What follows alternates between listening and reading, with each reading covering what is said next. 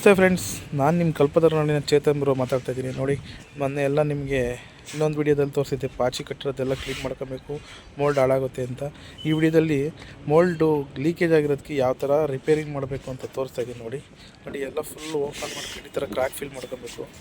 ನೋಡಿ, ಎಲ್ಲ crack fill ಮಾಡಿದ್ದೀನಿ. ನೋಡಿ ಫ್ರೆಂಡ್ಸ್, ಫಸ್ಟ್ ಈ ಥರ ನೀಟಾಗಿ ಫಸ್ಟ್ ತೊಳ್ಕೊಂಡು ಮತ್ತು ಕ್ರ್ಯಾಕ್ ಫಿಲ್ ಮಾಡ್ಕೊಬೇಕು.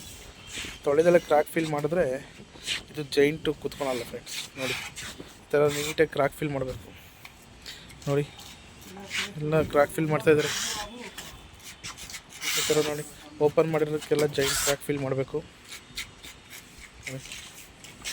ಈ ಥರ ಎಲ್ಲ ಕ್ರ್ಯಾಕ್ ಫಿಲ್ ಮಾಡಲಿಲ್ಲ ಅಂತಂದರೆ ಜೈಂಟಲ್ಲಿ ಲೀಕ್ ಆಗ್ತಿರೋ ಪ್ರಾಬ್ಲಮ್ ಸಾಲ್ವ್ ಆಗೋಲ್ಲ ಫ್ರೆಂಡ್ಸ್.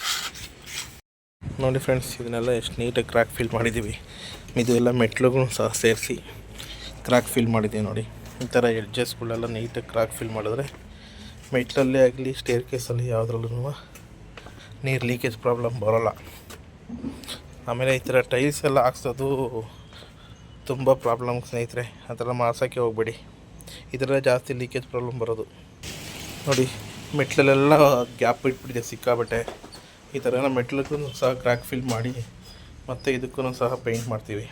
ಇದಕ್ಕೂ ಸೇಮ್ ಮೇಲ್ಗಡೆ ಯಾವ ಪ್ರೊಸೆಸರಲ್ಲಿ ಮಾಡಿದ್ವೋ ಅದಕ್ಕೂ ಸಹ ಸೇಮ್ ಇದೇ ಥರ ಮಾಡ್ತೀವಿ ಫ್ರೆಂಡ್ಸ್.